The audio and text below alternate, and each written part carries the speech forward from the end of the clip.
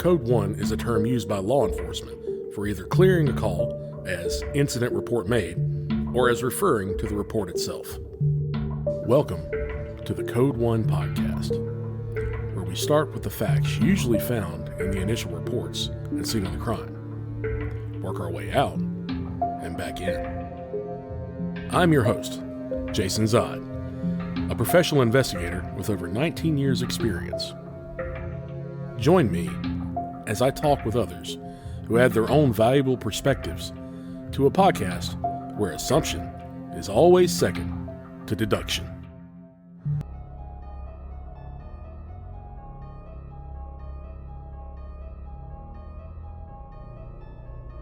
Welcome back to the Code 1 podcast. I'm your host, Jason Zod, and tonight we continue our journey through the spooky side of true crime and all the legends that spin out and tell from that. We've got two cases for you tonight. We're not going to spend too much time on either one, making hopefully a seamless and topical show.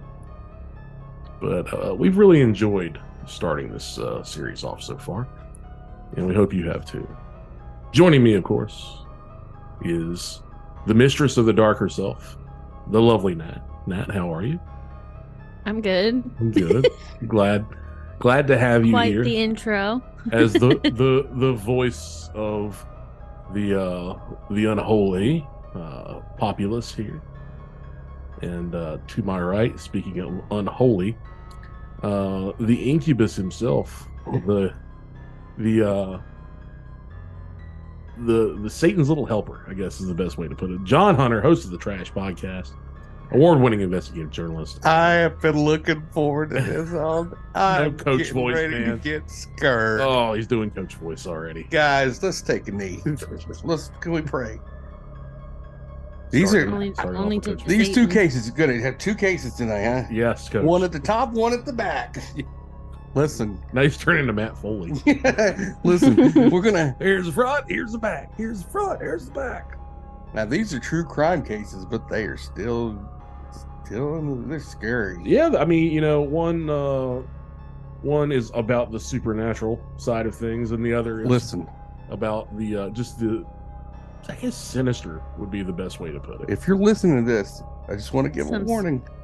And if you're listening to this and you get scared, I'm going to be right upstairs, okay? Okay. And I'll check right under the bed. You've gone from coach to dad, so. Yep, I'm concerned. Nat, what are you feeling about this voice? How do you like this? Me myself personally, Yes. hate it. Should I do Yeah, I think that's probably the right call. Well, Yeah. the? As soon as he starts saying it, I like go to a different place in my mind. I'm like, Yeah. mm. I think that's appropriate. Well, Yeah. hopefully we won't get too scared. It might be the new record for you checking out like early. I really like these stories, and They're good cases. So without delay, let's hot one. let's pull on a blanket. Wait, can I do an intro for the first one? Yes, grab a hot drink or a cold drink, depending on what you're doing. Snuggle up and listen up, because our first case. Wait, let me tell it. Go ahead. The first case we'll be talking about tonight is the woman who solved her own murder. That's right. This is the one. I can do it better. I can do it better. Do it again. Okay. The first case we'll be talking about tonight is the woman who solved her own murder. Let's just do the first one. Yeah, it sounds like you're asking a question. The second one. Murder? Like, did she? Solved her own murder. Did she get murdered? Oh no, we can't go back into New Zealand accent again. Okay. No. It's Don't do done. it. The case tonight, the first case we'll be talking about is the woman who solved her own murder. All right. That's not bad. Not bad. Yes, he is referring to, of course, Miss Teresita Bassa. Teresita Bassa was born in 1929, and she had moved to the United States and had immigrated into the Chicago area, where she worked as a respiratory therapist. From the Philippines. Yes, from the Philippines at a local hospital. On February 21st, 1977, in the apartment building in which she lived, there was a fire alarm after one of the other tenants had smelled some smoke at the first place and contacted 911. First responders came to the apartment where the smoke was billowing out of the windows, opened the door, and inside found a mattress in the center of the living room floor on fire. While extinguishing the mattress, they noticed a lump underneath it. What, they thought it was clothing underneath the mattress. Yeah, well, they didn't really have any. They were moving it around, and they thought somebody had stuck clothing under this mattress to start a fire. Upon moving the mattress, they find the naked body of an adult woman, and that would be the tenant, Ms. Teresita Bassa. At the time, it was very difficult because of the smoke and fire damage to ascertain exactly what had killed her, but she did appear to have stab wounds and lacerations. There was a knife sticking in her? Yes. Right. The ME later concluded that was in fact what killed her. But at first, it was just with everything going on, it was a jumble and confusion. But yes, she had in fact died by an edged weapon stabbing / laceration. The police were initially baffled. They had no known suspects. She had no enemies to speak of personally or at work. In fact, most of her life was spent at the hospital. She didn't engage with a lot of folks a lot socially, to the best of anyone's knowledge. Well, she was involved with this group of it was sort of like for refugees from the Philippines. Yes, she did have that community group. Right, and so those were like, she was actually some sort of, I don't know what exactly the standing was, but some sort of like aristocracy from the Philippines or something. I'm not exactly sure. Yeah, it was some sort of community status. I don't know that for sure myself. Well, that's what I read. Right. In a book. About? Or the internet. Anyway. But yes, so, it appeared at the time there may have been some things missing. Friends and family had confirmed that, there seemed to be some articles of jewelry that she generally wore that were not found. They did find something in the investigation. Yeah, they do. No, I mean, they found... Go ahead. Oh, they found a note. Yes, in her diary. Right. It says, get tickets for AS. Right. Again, the police came to a standstill. They had no idea who AS was, if it had anything to even do with it. It was just something that was an entry. There was no other allusion to AS in the diary. And so the case just kind of went cold for a few weeks. And I think this is when they arrested Aaron Sorkin. No. Screenwriter. No, it wasn't him. Not celebrated director and screenwriter Aaron Sorkin. No. This is where things start straying across the midnight path. This is where things go to the spooky side. Because one of her coworkers... Well, this is 6 months. Right. It goes cold. They have no leads, nothing. So, one of her coworkers tells her husband... Well, I'm sorry. The husband goes to the police and says, look, you're not going to believe me, but I have no choice. This guy's a doctor. Yes, he is a doctor at the hospital where Teresita worked. And he states... And his wife also worked there. Right. She was also a respiratory therapist. Also Filipino. Worked in that department. So this doctor states that my wife, this is Dr. Remy Chua, states that his wife has been contacted and haunted by Teresita, exclaiming to his wife, that they have to go to the police and tell them about her murderer. I think so much as went to say that if they didn't go to the police, that she would never leave them alone. She would never leave them alone. And she was basically possessing his wife and like speaking through her. Right. And he noticed that she was speaking with whatever the language is. I don't want to. It's one of the dialects of the Philippines. But it had It's the a particular dialect dialect. It has a Spanish accent to right, it, and his wife did not have that. right? But Teresita did, right? Mm-hmm. So that's the thing that he said stuck out to him. That Right. his wife did speak that language, but it was just the accent that she. Right. The detective that caught the information, Joe Statula, was like, okay. So he decided he was going to come in and interview him and just see what information they had. Well, when Remy brings her in, I'm looking for her name right now. I've completely lost her. Sorry, I'll keep going. Yeah.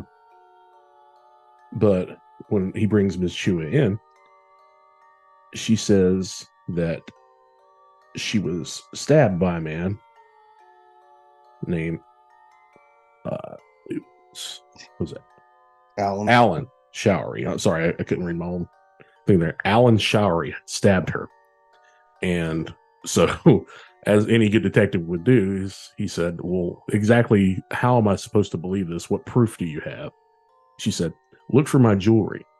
His girlfriend has some of my jewelry. And named the articles. Her name was Remy. Remy? Okay, I'm sorry. Yeah, Remy. She was Remy. Okay, I'm sorry. And yes, so after she stated that, the detective said, okay. So he conducts a knock and talk investigation on Mr. Showery's residence, seizes some of the jewelry from the girlfriend. So actually, who offers up and says, yes, I have some jewelry like that. Well, what happened actually was that the voice, they said the family didn't say anything about jewelry being missing. It was the voice told them that the to look for jewelry the was jewelry. missing. Those Yes. pieces. Oh, okay, Yeah. I'm sorry. Right. I thought they had listed that amongst the stolen contents. No, they didn't have a clue that Yeah. these are things that she had worn, and she regularly wore, correct? Right, but nothing else was missing. So this voice says these things are missing, and they were stolen. So that's even weirder. So that's when they pointed going to the apartment. That was the second time that this voice came to them. And so basically what happened, what do you mean? Yeah, go ahead. Huh. So after this, he does a background on this Alan Showery guy, Statula does, right? Mm-hmm.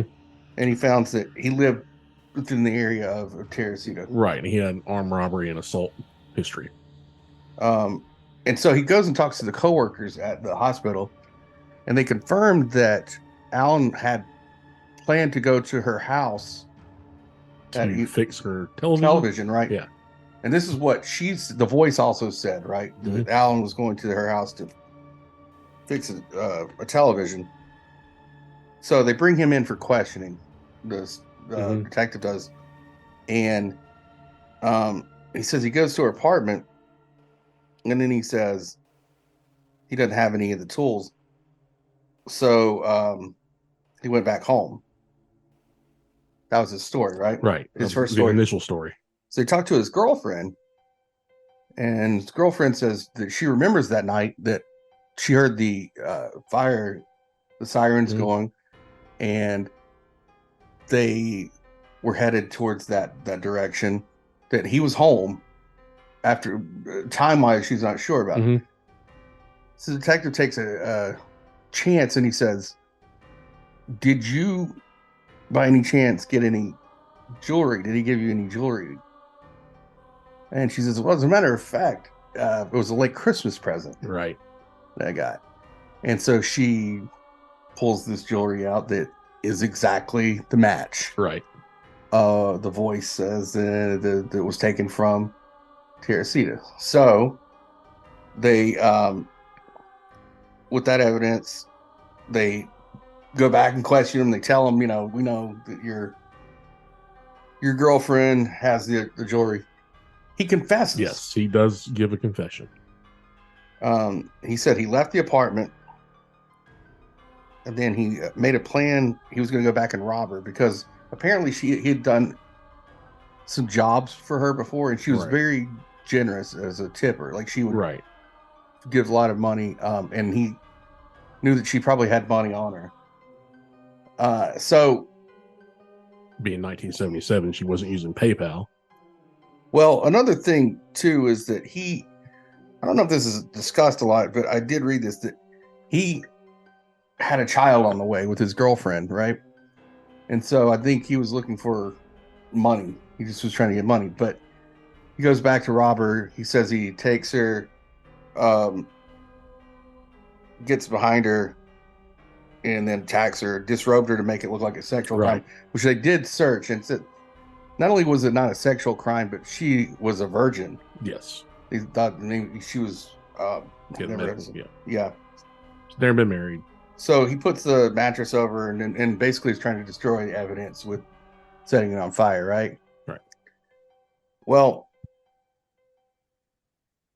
when they go to trial, before he goes to trial, because he recants his confession afterwards. Right, yeah. Which leads it to a trial. So they go to they have a mistrial. Yeah, but they did go to a trial. Well, they went to trial. They picked a jury. Mistrial. Later on, he pleads guilty again, and for what reason we don't know. There's nobody really knows why. He was free basically at this point. No, they were going to try him again. But I mean, they didn't have anything. Nothing else. Yeah. The only thing they had was his confession from the first time. Yes. Really. So, I mean, I guess he had someone talk to him, and he had a change of heart. He said that the reason he recanted his at night.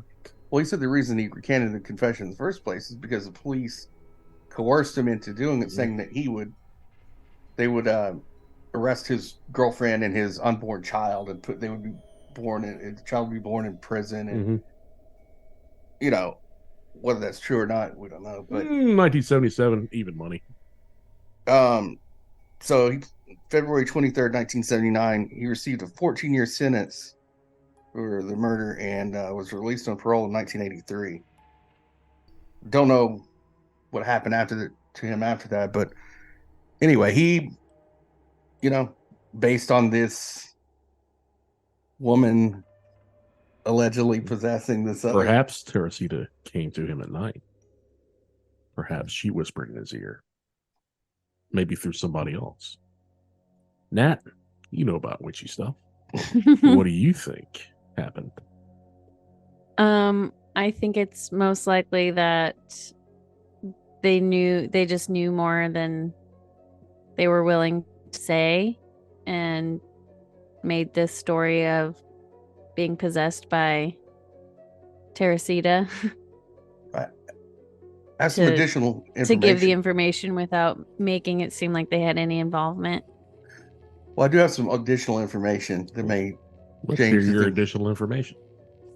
One, Alan. You were possessed by Teresita? I am right now. Recently? Would you like me to now? Oh, dude. Should I do? Please do not do that. Should I do? No, that's a tactical. No? Oh. Maybe Nat can get away with that, but not us. You didn't like the voices before. Wait till I'm telling you, bud. Yeah, that's not going to work. Yeah, but don't do that. But what was her name? God, I keep Chua. What was her name? Keep forgetting the wife's name. Yeah, Chua. Chua. She was Remy. Oh, Chua was her last name. Yeah. Remy and Alan worked together. Not only did they work together, they didn't get along. Correct. And Remy was fired from her job the day before she started the possession thing. Remy, who quite possibly could have been in the presence of Alan's girlfriend at some point, who may or may not have been wearing jewelry.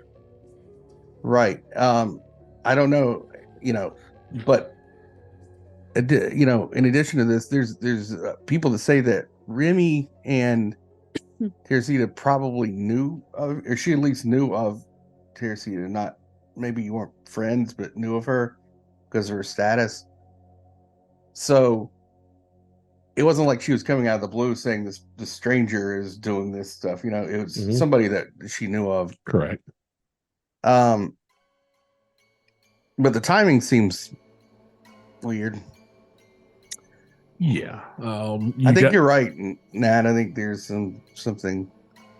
I think they They likely knew something or were a part of something. Yeah, I think they were a part Because of it it. seems like quite a lot for jewelry. That Yeah. I didn't see anything anywhere about the value of the jewelry. Being that he gave it away, I don't think that sounds Yeah, like it like was he didn't incidental. sell Yeah. it. We also, I don't think there was any. I mean, I don't know about what her finances were like. Well, How if she she had kept money cash. and if he got it, I mean, he never would have copped to it. There's no proof of it.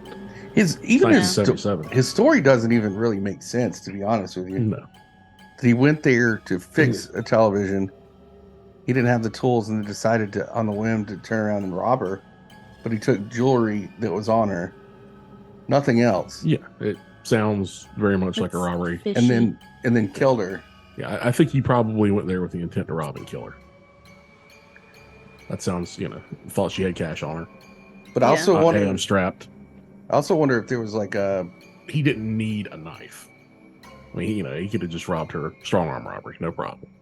Yeah, and those tickets, by the way, for a dance, the AS were for him. Hmm.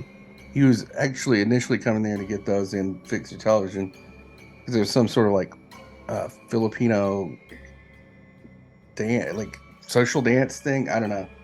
Like maybe a fundraiser of some. Yeah, it was some like a sort. fundraiser. They did these dances every Yeah. so often. So it was, for him. Right. It's odd though. I can't get over the fact that one, nobody heard her say that other than her husband. Nobody heard her speak that way. Right. Yeah. Well, ghosts are shy. He repeated the information just enough to like what to give to the police, as opposed to her coming in and saying it. Right. It's really odd. I mean, well, the caveat, the I don't remember what I said thing, Mhm. that's a good part of the cover too. Again, I think it's I don't know that they so much were in on it, but they may have even said, yeah, she keeps a lot of cash to him at some point, and they felt somewhat Mhm. responsible.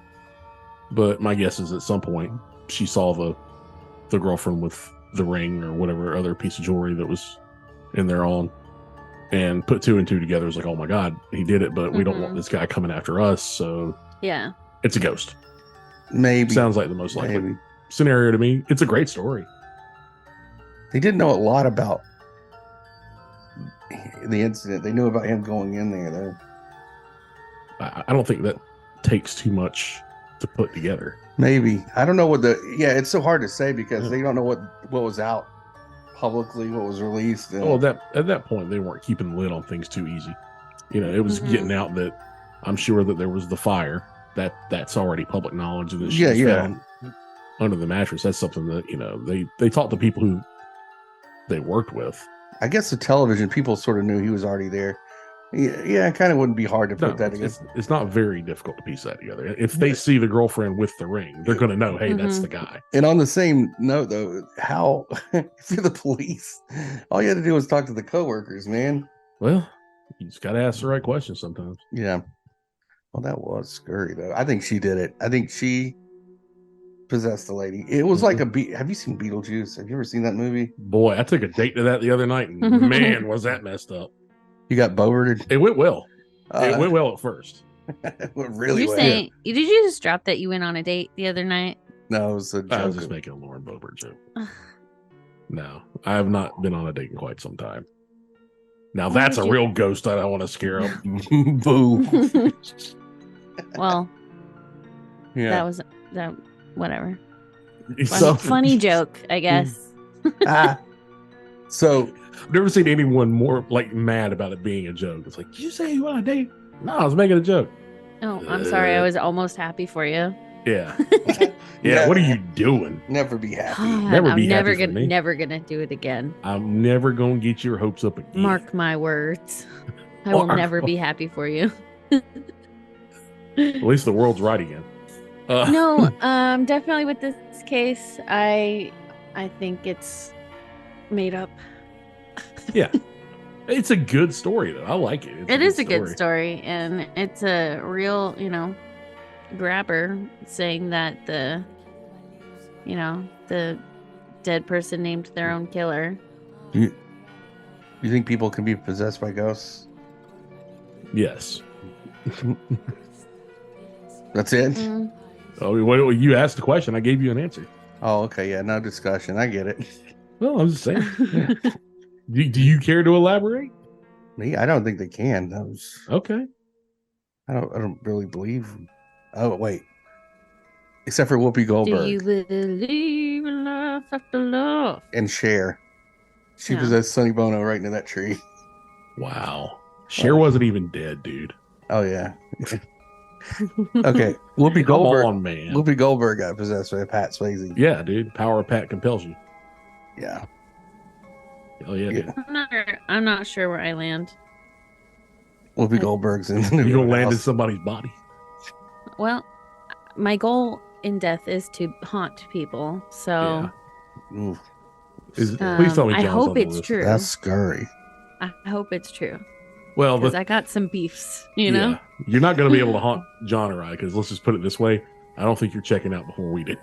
So You don't know. Nobody knows. Well, lots of. If I was a betting man, Well, Are you a betting man? I am. yeah, are you? I like Vegas. Are you successful at it, though? Not so much. Yeah. So So there you go. Yeah. Everyone that. maybe the data and Yeah, see where we all land. I got you. Speaking of landing, let's What's the next scary story? let's land let's land this podcast in the far off east, the land of the rising sun. I'm talking about Tokyo, Japan, where this is a case of sweet gone sour.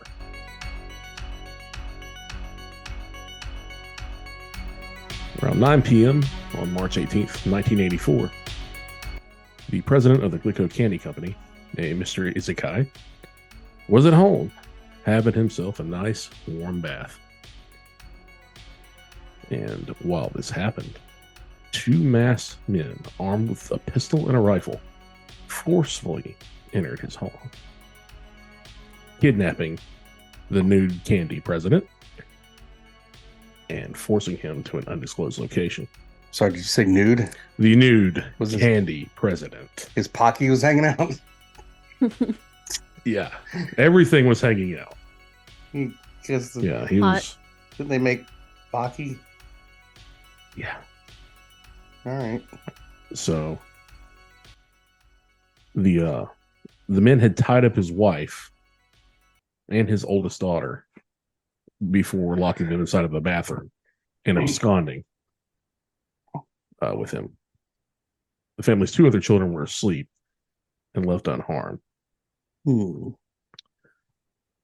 Around midnight, the kidnappers directed the director of the company to a ransom note in a public phone booth, demanding 1 billion yen, which was about $37.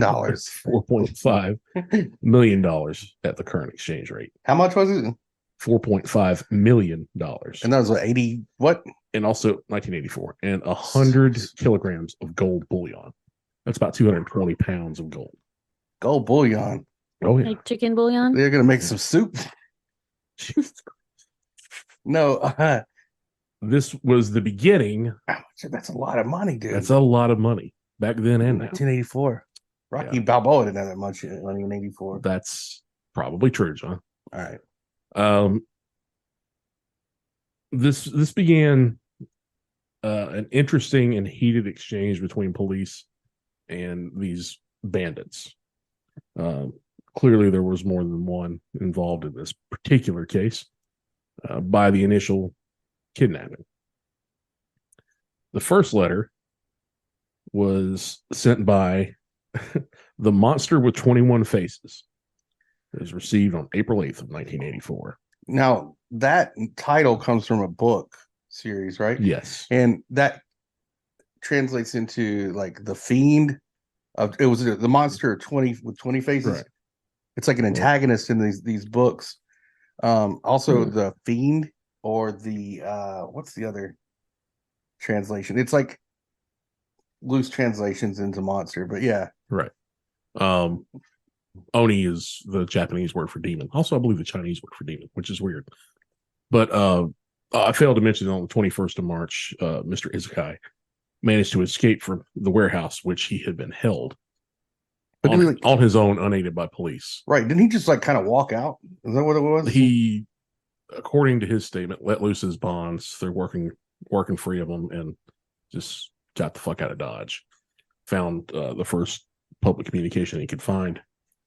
And yeah, the police took it from there. This company is like the equivalent of like this is like Hershey or one of the big Hershey, Mars. Like, this is a huge conglomerate. This is right. At the time it would have been a multi-billion-dollar industry. Right. In candy in Japan culturally is a little different than it is here. They're big on the candy in Japan, and they have been and still are. Yeah, we don't like there's it there's a candy culture, and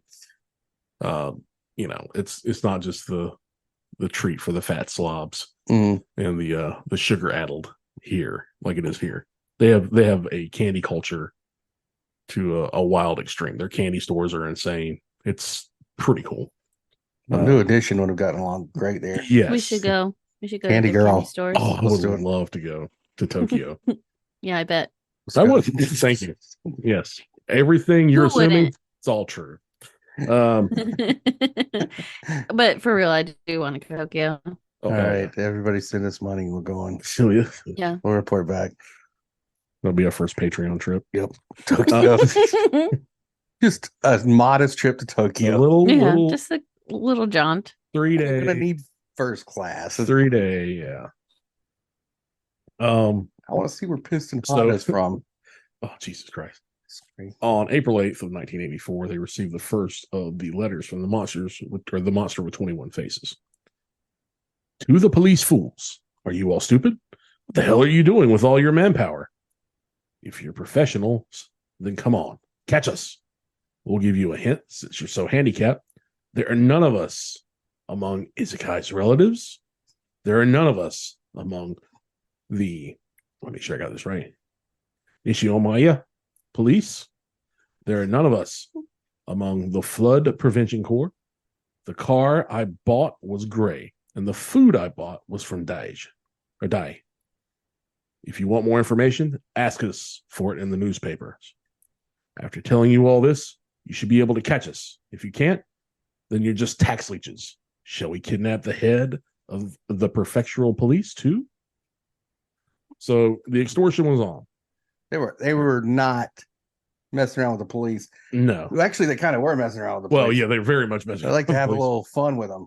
Yeah, they enjoyed the taunting, and they were good at it too. They were good at it because they were good at it in the way that like they could summarize with just the few things that were going to hurt. Like it wasn't just overt insults. It was like they really got those one or two things that hurt them. But they also were playing big on the psychological strategy. Nat, did you hear about right after the letter, like a week later, what they found? I think so, but they found a plastic container containing hydrochloric acid and a threatening letter to Glico. So these guys had not only committed a kidnapping, they were also showing their capability with chemistry and being deceptive and theatricality and all that good stuff. Also, like these things were not the things they were using weren't traceable. Like they haven't been able to trace them. Like they were either stolen from other places or they just had no idea like where the sources were coming from. It wasn't like they could even track that backwards. Right. And by the way, I forgot to mention this: the effectiveness of the police at this time in Japan had a 97% homicide solve rate and like over 70% with theft and larceny and crimes like that. Right. They were tearing it up. Yeah. These were like the Ito's best at that point. Wow. Yeah. 97%. The culture also has something to do with that. It's and I think the size of the country too, probably. Right. The laws, the culture. There's, without getting I don't want to sound offensive about it, but there is a bigger honor component in their society than you'll find in other parts of the West, or hell, parts of the East for that matter. Tokyo is a very safe and law-abiding city for the most part. Not to say they're not without their crime, which we'll definitely get into, but it's the laws are there's swift and strict penalties. The police force is conducted, their business is conducted in a very different way than you see in the West. When they ask an answer, they expect the truth, and there are harsh penalties for not giving it. I think that, and also there's the risk to one's reputation. That reputation is far more important over there, and especially during these times. The 80s in Japan, like they were having a boom with electronics. JVC, Panasonic, Sony, all these corporations were like getting huge. Japanese pride was going up. aren't they also a little more lenient on, let's just say, police coercion in? Yes. Yeah, so that's why I said the punishment. Oh, right. Yeah, it's more stringent. You will get knocked in the head. Right. But the Monster of 21 Faces kept it coming. More letters came, more taunts to the police, and it didn't just stop with Glico. After multiple threats to the company and extortion attempts, and the police setting up stings to where they basically just they were calling the police stupid. They were like literally saying these letters like, "You stupid police," right? Yeah, I mean, taunting them. Yeah. One of them was, "Dear dumb police officers, don't tell a lie. All crimes begin with a lie, as we say in Japan. Don't you know that?" They were giving hints that they're like, this crime's committed with a gray car. This gay, like giving specifics about the crimes that the police couldn't solve it, which was figure it out. Yeah, it made it even worse for them because like they're getting hints. Well, they escalated as well because they were sending these letters to the newspapers, right? Which is after really point. What they wanted. Yeah, they certainly put a black eye on law enforcement in the worst possible way at that time. So it went on through June 26th, and I hate to summarize like this, but they sent a letter that says, "We forgive Glico," and basically they just stopped on one end and went to another company, another candy company called Morinaga. And Morinaga, a fierce competitor to Glico, received its first letter on November 1st of 1984. I believe their vice president, Mr. Yamada, was the one it was directed to. And here's that letter. "To President, you saw our power, didn't you? If you disobey us, we will destroy your company. You will get killed. Decide whether you want to give us money or do you want to see your company destroyed. Tell us, the Mancini newspaper, on either the 5th or the 6th of November. Use the missing persons. Use these words in the reply. Jiro, Morinaga, mother, police, bad friend, money, meal. As we said before, we want 200 million yen. The monster with 21 faces." Can I add something for the Glico? So, they had planned on poisoning. They kept saying they're going to poison these boxes of candy for Glico, right? Mm-hmm. Before they were done, they wrote this letter saying that the 15 boxes, they were going to put random 15 boxes of cyanide laced candy. Mm-hmm. They said they had decided to burn them, and they said that they that one of the reasons is that one of their colleagues included a 4-year-old child who wants to eat the candy, and they couldn't have this child crying all the time because they can't eat candy. And it's just a fucking. I mean, it really is like a manga villain. If you're big into reading that kind of stuff, it's really weird. And so that's when that sort of ended. But That so the 4-year-old thing comes up later, I think, doesn't it? Yeah, the poison definitely does. Well, no, I So mean, well, go ahead. Morinaga responded on November 6th by placing the missing persons advertisement in the newspapers. Dear Jiro, bad friend disappeared. Come back. Warm meal is waiting. Mother Tsuko.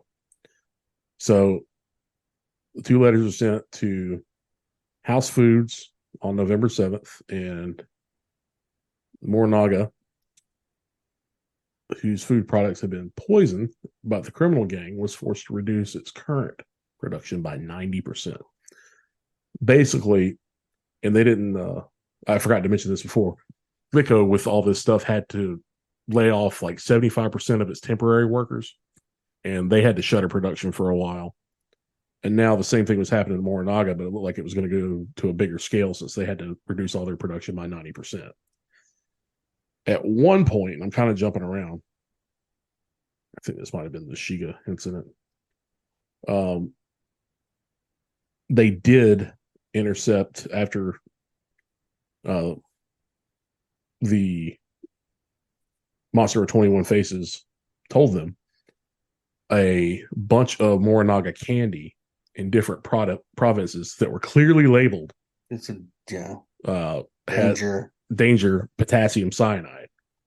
And this is after they wrote a letter, and I'm going to paraphrase this. It's like, it says danger contains toxins. Right, but I believe it had potassium cyanide on it, on the labels. Basically, they said all that sugar, you know what, you could taste a little difference in potassium cyanide. They say it tastes a little like bitter almonds. Maybe the children will taste it when they taste our candy, and then threaten through that amount or that particular verbiage. And then they find the candy with the markings on it. They test it in the lab. There's no cyanide in it, but they did get a security shot of someone who appeared to be placing in one of the stores where the candy was found something on the shelf where the candy was located. It was fuzzy. It was terrible looking. They didn't have much of any lead out of it past what the guy was wearing, but it was a man. So at one point, they do kind of get close on the 28th of June, 2 days after agreeing to stop harassing one of the company men for 50 million yen. The monster arranged for the employee to toss the ransom money onto a local train heading towards Kyoto. Well, before that, this is what I was going to say. That this is maybe the weirdest part of this to me. So they had all these clues. Like, again, they were given these clues through letters. Like sometimes I think it was upwards towards 100 letters. Yeah, it was. I think it was 100. So, but what they had a audio. I don't know if it was from a phone call or how they collected this audio. If it was sent to them just as audio, but oh yeah, it was with the 2 people. It was a woman and a child demanding money on behalf of the group. They were, right, basically telling police they wanted these things, which is really, really strange because, like, you're part of this thing that everybody knows about. It's no secret, and you have to tell a child, and and they mentioned a 4-year-old child before, right? Mm-hmm. So being part of their group, right? I don't know. It's really strange, but go ahead. I'm sorry. So the drop was made on the Kyoto train. So while one of the undercover officers is looking at who's coming to the drop point, the officer sees a man described as a large, well-built man, wearing sunglasses, his haircut short and permed, with eyes like those of a fox. Now, in the security footage, it was also mentioned that the man had permed hair, which was not uncommon in 1984, and that he was also tall and well built. But the eyes like those of a fox was a new detail that no one had gotten, and he became known at this point as the Fox-eyed Man. Now, the Fox-eyed Man was essentially surrounded by police and he takes right the hell off and loses every last one of them in a foot chase with the police. He was surrounded.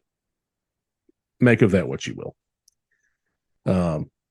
So it kind of deepens the legend, and he's described as the fox-eyed man at this point. So they did get another chance on the 14th of November when the group attempted to rob the House Food Corporation of 100 million yen, which is about $410,000, in another secret deal. Once again, 410,000 versus the millions that they were after. right. Seems strange. Once again, the fox-eyed man comes into view. He's wearing a golf cap and dark glasses. But again, he's out like the wind. He evades delivery, and there was a van that they were tailing that was heading towards the drop point. And more or less, they just completely boofed it. There was a white cloth that was part of this can that was part of the tail, and they get there, the white cloth is there, but the can's missing. So did they boof the can? Well, I guess, yeah, they completely lost it. It's a different culture, I guess. Yeah, and well, I think boof means something different. Yeah, to me than it does to you. No, it doesn't. I know exactly. Yeah, I know it. Yeah. Okay. All right. I mean, they have different words that are exclusively from Japan for lewd sex acts. So yeah, they know what's going on over there. So yeah, this guy repeatedly evades multiple agents of law enforcement. There's a sketch put out of him, and ultimately, when all this is said and done, after multiple corporations are brought into it, in I think 1985 in January is when they released the composite of the fox-eyed man.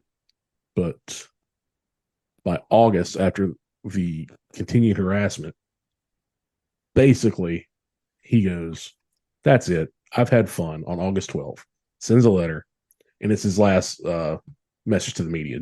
Well, did you mention about Shoji Yamamoto? No, I did not. Well, that's an important part of this. This is where this is where the letter starts, right after that. Basically, Yamamoto was the prefecture police chief, and he committed committed suicide out of shame for not catching the fox-eyed man and the monster with 21 faces. The beginning of the letter is, well, he self-immolated. Yes, he set himself on fire. He pulled the Human Torch, which is a painful way. Bold move, Cotton. Yeah, it's a painful way to die. It's well, he dishonored his, Yeah, statute. but I think maybe just quitting, that'd be all right. Yeah, I don't know. Like I said, that society very different. Different more norms, mores. They care more. They do. They really do. And I don't know of a police chief over here that cares that much. Right. Set yourself on fire so I know it's real. Yeah. The letter begins, "Yamamoto of Shiga Prefecture police died. How stupid of him. We've got no friends or secret hiding places in Shiga. It's Yoshino or Shikata who should have died. What have they been doing for as long as 1 year and 5 months? Don't let bad guys like us get away with it." What the hell? There are too many more fools who want to copy us. Foods. No career. Yamamoto died like a man. He's like, yeah, this guy died like a man. They call him an idiot, and then in the same sentence, no career. Yamamoto died like a man. So we decided to give our condolences. We decided to forget about the torturing food making companies. If anyone blackmails any of the food making companies, it's not us, but someone copying us. We are bad guys. And so they sign off. Yeah, that means we've got more to do other than bullying companies. It's fun to lead a bad man's life. Monster with 21 faces. Yeah. The last part was just us. Ring. So, yum. after all this wild shit. They just like flash deuces and bow out. They disappear. It's like They got bored. It's like Japanese Bugs Bunny, dude. It's wild. Who's Bugs Bunny? Bugs Bunny. He's the Japanese version of Bugs Bunny. I don't even know if he was Al Man, Bunny's so kid. close. We're so close to going into the darkness. We got to stop. Is he Al Bunny's kid? Bud Bunny. You dishonor me. Well, give me that lighter. Dishonor on you. Dishonor on your cow. Everybody, look. I don't know how you guys feel about that, but I feel pretty good, except for the poor man who. Yeah, I don't feel good about any of it. Why? It's a city under terror, man. Like, they really like their candy over there, dude. And like these guys terrorized the fuck out of this city. What did they do exactly? It's a major world city. What did they do wrong? Name 3 things. Kidnapping, hostage taking, okay, felonious restraint, terrorism, poison. So let's go over the theories then. The theories of the suspects? Yeah. Oh, well, it could have been. One of the first suspects was Izakai himself, the president of WICA. Yeah, the one who just got out of his constraints. Right. It kind of makes sense, man. That he kind of makes sense. Did his company lose any money? They lost 130. They lost a lot of money. Yeah, they lost a lot. They temporarily halted production. They laid off 75% of their temporary. I thought it was only the other company that lost money. Both lost. Morinaga lost more, but they also, I think they felt the fire longer. So was there other candy companies that didn't get attacked? Those were the 2 big large ones. As far those as I know. were 2 big. There was a third one, the Health Foods, that was part of a food conglomerate. That I think the attention was to their candy company when you look at the letters. But the biggest ones all felt it, and they had sent out, like I said, 100 letters altogether. And the Fox-eyed man, can't catch him. But Izakai was one of the first ones. I wonder. Brought to the public eye. That would be a great way to downsize without being the bad guy.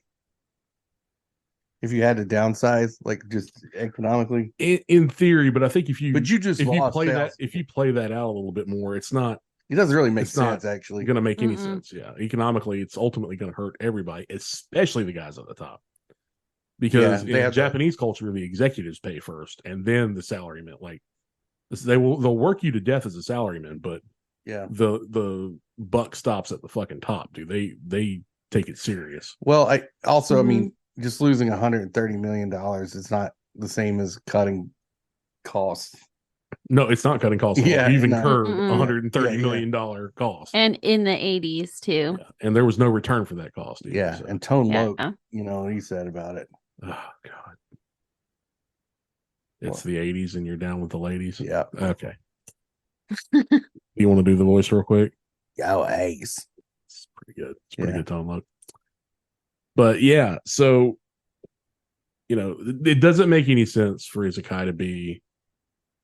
If he did it, he certainly fucked it up, like completely bungled, and it got out of control. And he had other members clearly who were a part of this, at least people who he had contracted, that it didn't come out. And, getting kidnapped naked in the bath, maybe not the best way to orchestrate these things. His entire family was home. Was he Jeffrey Lebowski? Yeah, I mean, far out, man. They weren't rug pissers, dude. Like your marmot, man. Yeah. Well, they had honor. Yeah. But, they didn't let this dude. They did have a guy named pants. They did have a guy named Wu, though. Wu's a Chinese name, dude. Yeah, it was still Big Lebowski. You don't have. That's not a good look on you. Whatever, dude. It was funny. That's pretty embarrassing, honestly. Honestly, it's not. Honestly, pretty embarrassing. Why don't you white girl talk her? Oh, not really. I'll do vocal fry. So, what are the theories? There were there. other corporate espionage theories. Again, none of those really shake out because they were. It ultimately ended up with just the loss of money and manpower. It was just a bad deal. One of the theories was that these people who I think it was the Glico company Mhm. when it was the 70s or 60s. It was quite a while, but it was for formula, infant formula. That was it. Yeah, Yeah, it was one of the mixing agents, like a filler agent, did have a potassium cyanide component. It caused injury, but it didn't cause death. Very quickly amended thing, but there was back in '76 there was this guy, and he started off being like a corporate adjutant. He was a guy named Manabu Miyazaki, and Miyazaki became known as a material witness in some of these cases, and was suspected of issuing a 1976 tape declaring a support for a local union in a labor dispute with Glico.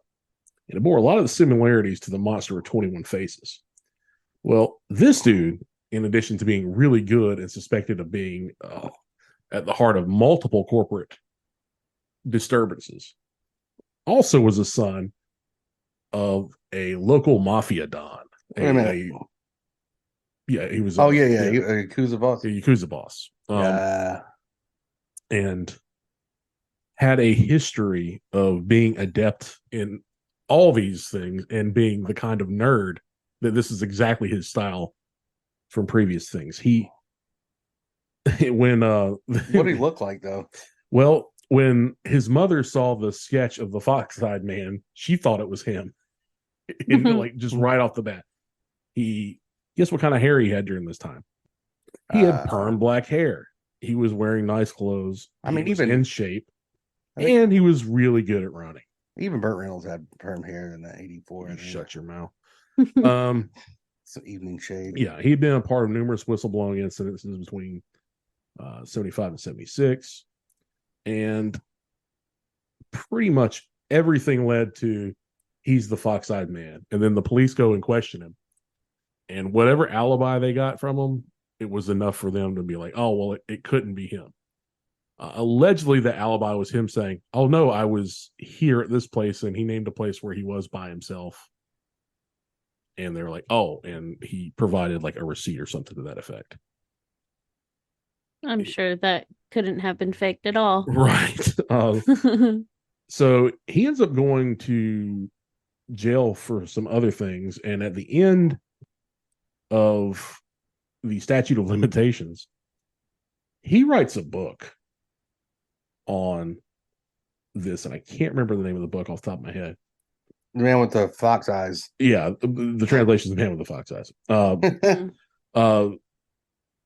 And basically does the whole OJ, I didn't do it. If I did it, it. This is how I do it. Oh my God. And guess how much money he ends up making at the very beginning? $12. $130 million. Oh. So Tight. That's a good move. Makes almost the exact amount of the ransom he was demanding off the book. All those years later, when the statute finally expires. He got his money. He got his money. He got his notoriety. He was considered a mythic figure, or still is, rather. He lives a bad man's life. Yeah, he lives a bad man's life. So, well, this is a wild ass story, and I think it belongs in the spooky and Halloween style, simply for the fact of how wild it is.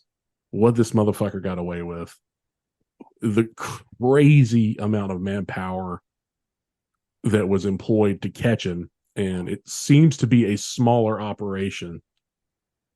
Even with an honor-based society, and the Yakuza being someone involved, someone you would think eventually would talk, and it just didn't happen here. And he literally got away with it. So. It was pretty cool. I thought it was good to fit in with this one. I didn't know where else to put it. It could have been a case on its own, but I just thought it was fun to book in with this. Yeah, and I mean absolutely. Like you said, there's no person to arrest. No, the statute of limitations has expired. 94. Mm-hmm. And the book came out I think less than 30 days after the statute had expired. He's just like, been waiting. He's just, the book had been written. He's talking to his lawyer, like, are you really sure? Are you really, really sure? Laurie's like, fucking fire that baby out. What do you mean OJ Yeah. did? Like OJ did? Oh boy. That I don't think anyone we listening, should get into that one. we're if we ever do that case, it's going to be a long time before we do that case. A long time. I may wait until OJ dies to do that case. I kind of don't know what there is left to say about it. I don't think there's much. I think it's been in one of the most visible cases. I mean, literally, court TV. That's why there was a crawl. This is the most saturated and studied case outside of Manson, I think. This is why there's a news crawl in the first place. Yeah, because of that case. It was unreal. But anyway. Well, thank you all for joining us on the spooky side. I hope everybody wasn't too scared. Oh, I just God.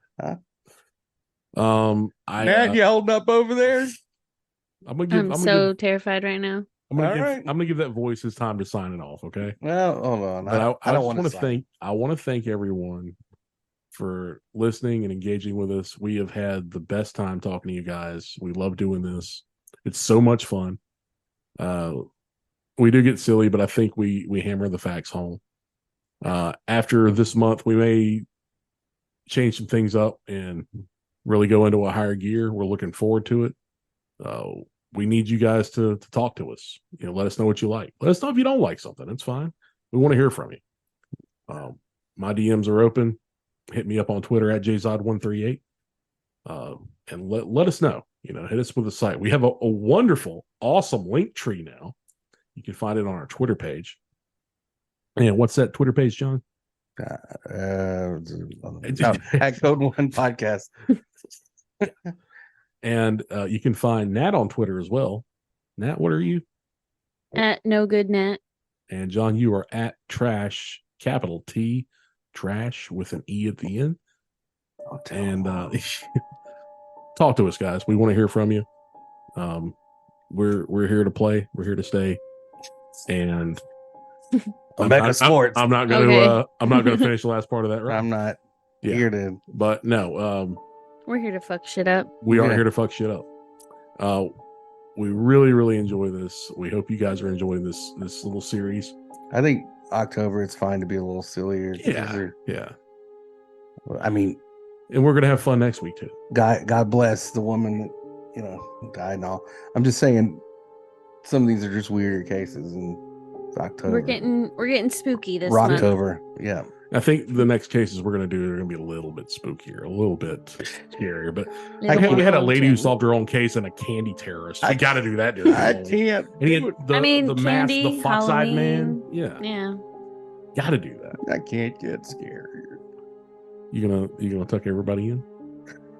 Yeah, I know y'all are down there playing games where you put everybody's hand in pee or whatever you do during sleepovers. All the kids sleeping in the basement. You never got any sleepovers, did you? Nope.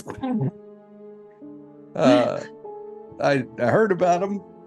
Were you the bedwetter? No, I mean when everybody went to sleep, I did. No. I peed all over their beds. You peed on their beds, yeah. Oh, that bathroom's too far away. No, I have no. This is fun. It's a good time. Yeah. And don't know what the next cases are, but I am ready to be scared. That much right ready now. To get spooked. Yeah. Yep. That too. All right, we're gonna sign off because we got a little too silly. And Nat, what do you got to tell the folks? Close your damn blinds. There you go. And don't be afraid. Be aware. Thanks, guys. Be afraid. Be very afraid. Very afraid. My name is John Haunter. Haunter? Like haunting. And it. All right. Bye. Bye, y'all.